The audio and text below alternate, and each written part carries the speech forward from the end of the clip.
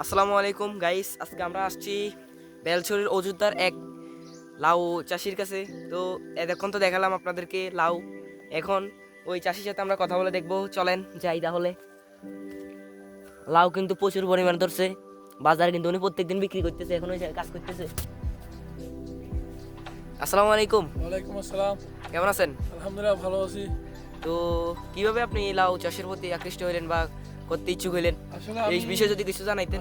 আমি দীর্ঘ বছর যাবৎ দেশের বাইরে থাকি, কুয়েতে থাকি। তো আসলে বিদেশটা অনেক কষ্টকর। আমি চিন্তা করে চলে আসলাম একবারে যে আমি দেশে যে কিছু একটা করবো।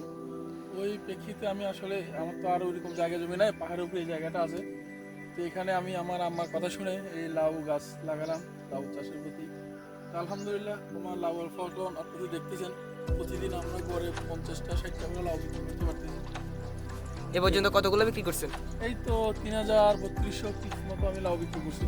ও, কেমন দাম কেমন এখন? দাম তো আমরা আসলে আমাদের এই গ্রাম অঞ্চলে তো দাম এত বেশি না, 30, 35, 40 এরকম করে যাচ্ছে। মানুষ খাচ্ছে তো লাউ? হ্যাঁ লাউ খাচ্ছে, কারণ আমার এগুলোর মধ্যে দেখেন আপনি, এগুলোর মধ্যে একদম অরিজিনাল এই কি সার, গোবর সার। এখানে কোনো জৈব সার, জৈব সার, এখানে কোনো ধরনের ইউরিয়া বা মেডিসিন নাই। গোবর ঘাস পচা এগুলোই। পোকামাকড় কি আপনার লাউকে কোনো ক্ষতি করতেছে? না আসলে আমাদের এখানে ওইরকম কোনো কিছু পোকামাকড়ের আক্রমণও নাই। মানে একা একা তো আশেপাশে কোনো জমি নাই, ভালোই আছে আলহামদুলিল্লাহ। আপনি এ নিয়ে খুশি আছেন? আলহামদুলিল্লাহ আমি অনেক খুশি।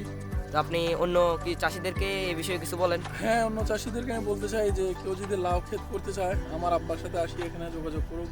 আমি তো আল্লাহ জিলাবাদ চলে যাবো দেশের বাইরে, আমার আব্বার কাছ থেকে পরামর্শ নিয়ে ইনশাল্লাহ সেও স্বাবলম্বী হতে পারবে লাউ চাষে। খরচ কম, ব্যবসা বেশি। আমাদেরকে যদি একটু ধারণা দিতেন কিরকম খরচ? ধারণা এই যে আমার এই লাউ ক্ষেত করতে আমার 3000 টাকা খরচ গেছে, আর এই লাউ ক্ষেত অলরেডি আমি 30,000 টাকা বিক্রি করে ফেলছি। তাইলে তো অনেক ভালো। আলহামদুলিল্লাহ অনেক ভালো। আচ্ছা ঠিক আছে, তাহলে ভালো থাকবেন। Okay, দেখা হচ্ছে অন্য কোনো ভিডিওতে। তো এতক্ষণ তো দেখলেন আপনারা, আমরা এক কৃষকের সাথে কথা বলছি।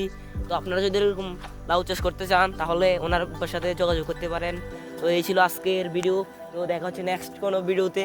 সে পর্যন্ত ভালো থাকবেন, সুস্থ থাকবেন। আসসালামু আলাইকুম।